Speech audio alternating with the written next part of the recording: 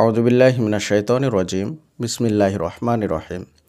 ইস্তেগফার সম্পর্কে আল্লাহ সুবহানাহু ওয়া তাআলা সূরা হুদের ৩ নম্বর আয়াতের মধ্যে খুব সুন্দর কিছু কথা বলেছেন। এই আয়াতের মধ্যে আল্লাহ সুবহানাহু ওয়া তাআলা বলেছেন ইস্তেগফারের দুনিয়া এবং আখিরাতের ফায়দা সম্পর্কে। ইস্তেগফার সম্পর্কে আমরা সকলেই জানি, ইস্তেগফার এমন এক আমল, এই আমলের মাধ্যমে আল্লাহ সুবহানাহু ওয়া তাআলা আমাদেরকে দুনিয়া এবং আখিরাতে কল্যাণ দান করে থাকেন। চলুন আমরা আয়াতটা দেখে আসি। আল্লাহ সুবহানাহু ওয়া তাআলা বলছেন, ওয়া আনিস্তাগফিরু রব্বাকুম সুম্মা তুবু ইলাইহি ইউমাত্তিউকুম মাতাআন হাসানান ইলা আজালিম মুসাম্মা ওয়া ইউতি কুল্লাযী ফাদলিন ফাদলাহ ওয়া ইন তাওয়াল্লাউ ফা ইন্নী আখাফু আলাইকুম আযাবা ইয়াউমিন কাবীর। এই আয়াতের অর্থ হচ্ছে, তোমরা তোমাদের প্রভুর কাছে পরিত্রাণ খোঁজো, অর্থাৎ ক্ষমা প্রার্থনা করো, তারপর তার দিকেই তওবা করো। তিনি তোমাদেরকে সুন্দর জীবন উপভোগ করতে দিবেন এক নির্দিষ্ট কালের জন্যে, আর তিনি প্রত্যেক প্রাচুর্যের অধিকারীকে তার প্রাচুর্য প্রদান করেন।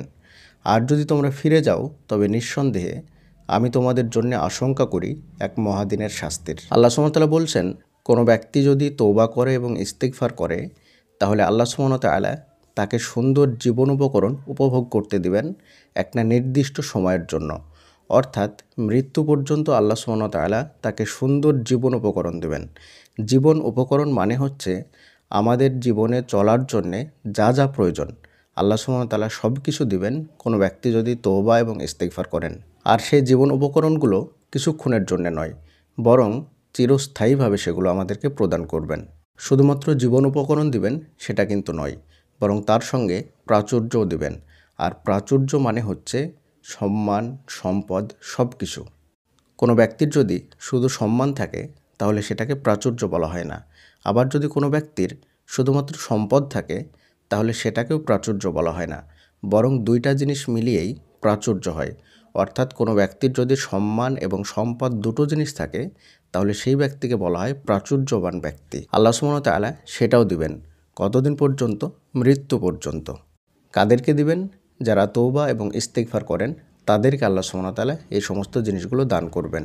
আর কোনো ব্যক্তি যদি আল্লাহ সুবহানাহু ওয়া তাআলার দিক থেকে মুখ ফিরিয়ে নেন, তাহলে আল্লাহ সুবহানাহু ওয়া তাআলা তাদেরকে কঠোর শাস্তি দেবেন।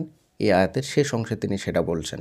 প্রিয় দিনী ভাই ও বোন, আমরা যদি নিয়মিতভাবে তওবা এবং ইস্তিগফার করি, অর্থাৎ আমরা যে পাপগুলো করছি সে পাপগুলো থেকে যদি তওবা করি, তওবা করার পরে যদি আমরা নিয়মিতভাবে ইস্তিগফার করি, তাহলে আল্লাহ সুবহানাহু ওয়া তাআলা আমাদেরকে এই ধরনের সম্মানে সম্মানিত করবেন এবং আমাদেরকে প্রাচুর্য এবং সুন্দর জীবন উপকরণ দেবেন।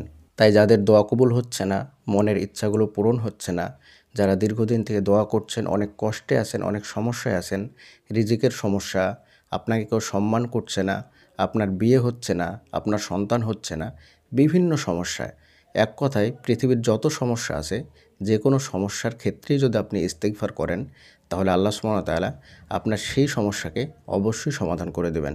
তাই নিয়মিতভাবে ইস্তিগফার করুন।